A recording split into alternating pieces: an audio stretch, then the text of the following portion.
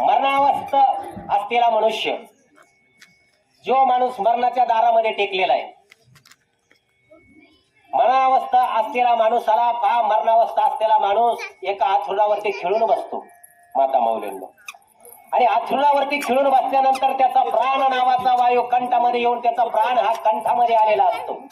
आणि कंठामध्ये आल्यानंतर जो माणसाचं मरण जवळ आलं ना, त्या माणसाला माता माऊलीनं एका टायमाला 2 ठिकाणी दिसत.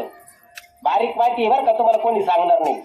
मरणावस्था बघा, आपल्या घरात जर एखादा माणूस मरणावस्था झाला, आपण वैतागून जातो, त्या माणसाला त्याचा कंठामध्ये प्राण येतो आणि त्याला एका टायमाला 2 ठिकाणी दिसत. किती ठिकाणी? 2 ठिकाणी दिसत. आणि त्याचा मृत्यू जवळ आल्यानंतर, त्याला एक एक क्षण कल्पासारखा वाटायला लागतो. आणि त्याचा मृत्यू जवळ आल्यानंतर त्याचा प्राण कंठात येऊन बसतो आणि त्याला 100 विंचू चावल्यानंतर जेवढं दुःख होतं ना, तेवढं दुःख त्याला होत असतं. आणि मरण जवळ आल्यानंतर माणसाचा प्राण हा कुठून निघतो बघा, बारीक लक्ष द्या.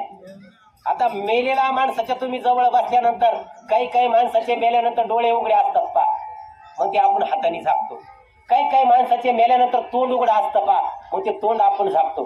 आणि काही माणसं मेल्यानंतर मलमूत्र विसर्जन करतात. का बरं करतात? तुम्ही कधी बारकाईने बघितलं का? तुम्हाला मी सांगतो. जे योगी माणसं असतात, तपस्वी माणसं असतात, तप करणारे माणसं असतात, साधू संत असतात, मरणानंतर त्याचा प्राण गेल्यानंतर साधू संतांचे त्यांचा प्राण कुठून निघतो? टाळू का? टाळू, डोक्याचा टाळू.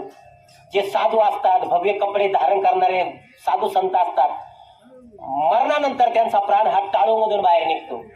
आणि जे पुण्यवान माणसं असतात, नीट ऑब्झर्वेशन करा आता मेलेल्या माणसाचं, पुण्यवान माणसं असतात, त्यांचे डोळे उघडे असतात, त्यांचा प्राण डोळ्यामधून जातो, त्यांचा प्राण तोंडामधून जातो. पुण्यवान माणसं म्हणून डोळे आणि तोंड उघडं असतं पा मेलेल्या माणसाचं. आणि जे पापी माणसं असतात, त्यांचा प्राण गुदद्वार आणि लिंगामधून बाहेर पडतो. मग काही माणसं मेल्यानंतर लघवी करतात, शौच करतात. बघा, ह्यो पापी आणि पुण्य माणसाची सगळी माहिती गरुड पुराणामध्ये आलेली. आणि मनुष्य मेल्यानंतर 24 तासाच्या आत त्याला यमदूत घ्यायला येतात मनुष्य मेल्यानंतर. आणि यमदूत घ्यायला आल्यानंतर ते काही सुटपुट घालून येत नाही महाराज.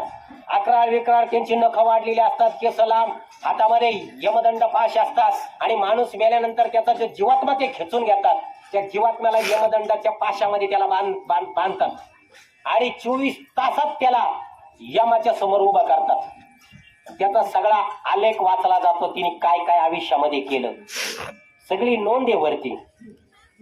तुम्ही काय करीत ना, सगळी नोंद वरती आहे. आणि सगळी नोंद त्या रामकृष्ण आहे, सगळी नोंद वरती आहे. आणि मग तुमचं सगळं वाचल्या जातं आणि तुम्ही 24 तासाच्या आत तुम्ही जिथं तुमचा प्राण सोडला तिथं आणल्या जातो. बरोबर, तिथं आणल्या जातं. आणि त्या जीवात्म्याला यमाच्या पाशात बांधलेला असतो.